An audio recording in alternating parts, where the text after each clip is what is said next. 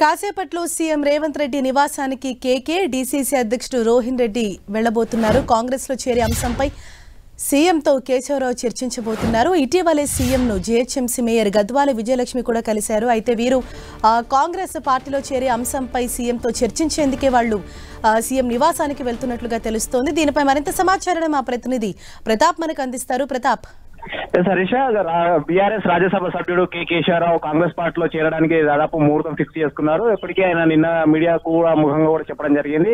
కాంగ్రెస్ పార్టీలో చేరడం దాదాపు ఖాయము. రేపు అంటే ఈ నెల 30న కాంగ్రెస్ పార్టీలో చేరుతున్నానని కూడా తనతో పాటు గద్వాల విజయలక్ష్మి, తన కూతురు జీహెచ్ఎంసీ మేయర్ గా ఉన్న విజయలక్ష్మి కూడా ఇద్దరు కూడా కాంగ్రెస్ పార్టీలో చేరుతున్నారు. ఆ కాంగ్రెస్ పార్టీలో చేరడానికి గల పరిణామాలన్నింటి కూడా నిన్న వివరించడం జరిగింది. తాను గతంలో కాంగ్రెస్ పార్టీలో చాలా కాలం పాటు పనిచేశాను.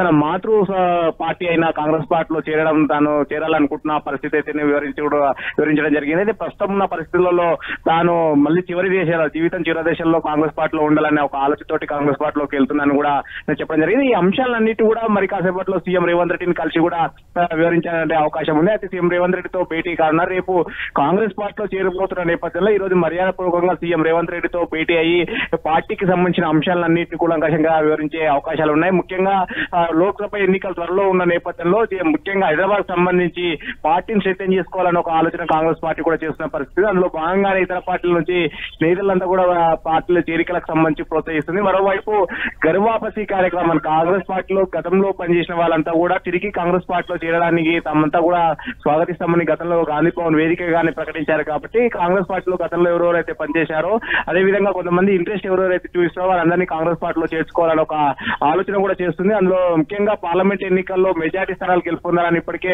ఒక టార్గెట్ కూడా పెట్టుకుంది. కాబట్టి ఆ స్థానాలను గెలుపొందాలంటే కనుక బలమైన నేతలంతా కూడా పార్టీలోకి రావాలి, పార్టీ పూర్వవైభవం తీసుకురావాలని కూడా ఆలోచన చేస్తున్నాం. ముఖ్యంగా హైదరాబాద్ గ్రేటర్ పరిధిలో కాంగ్రెస్ పార్టీ చాలా బలహీనంగా ఉందని ఒక ఆలోచన చేస్తుంది. కాబట్టి బలమైన నేతలందరూ కూడా తీసుకోవాలని చూస్తుంది. అందులో భాగంగానే మేయర్ గా ఉన్న జీహెచ్ఎంసీ మేయర్ గా ఉన్న విజయలక్ష్మితో పాటు గతంలో కాంగ్రెస్ పార్టీలో సుదీర్ఘకాలం పాటు పనిచేసిన కె కేశవరావును కూడా కాంగ్రెస్ పార్టీలో తీసుకోవాలని చెప్పేసి నిర్ణయించింది. దానికి సంబంధించి కూడా ఇప్పుడు సీఎం రేవంత్ రెడ్డితో భేటీ అయ్యి ఈ అంశాలన్నింటినీ కూడా వివరించే అవకాశం ఉంది. రేపే కాంగ్రెస్ పార్టీలో చేరబోతున్నారు. కాబట్టి ఈ రోజు మర్యాదపూర్వకంగా చర్చించిన తర్వాత రేపు కాంగ్రెస్ రాష్ట్ర వ్యవహారాల ఇన్ఛార్జి దీపాదాస్ ఉంచాను, లేదంటే కనుక ఢిల్లీ వెళ్లి చేస్తారా అనేది చూడాల్సి ఉంటుంది. సో మొత్తం మీద ఆయన ఇప్పటికే రేపు చేరాలని ఒక నిర్ణయం తీసుకున్నారు. కాబట్టి ఈ రోజు సీఎంతో మర్యాదపూర్వకంగా భేటీ తర్వాత కొన్ని అంశాలను చర్చించే అవకాశం ఉన్నట్టు కూడా తెలుస్తుంది. ముఖ్యంగా హైదరాబాద్ సంబంధించి గ్రేటర్ పరిధిలో ఉన్న 3 లోక్సభ అంశాలకు సంబంధించి పైన కూడా ప్రధానంగా ఫోకస్ చేసే అవకాశం ఉంది. సో మొత్తం మీద సీఎం రేవంత్ రెడ్డితో భేటీ తర్వాత కూడా కేశవరావు మీడియాతో మాట్లాడే అవకాశం ఉంది. హరీష.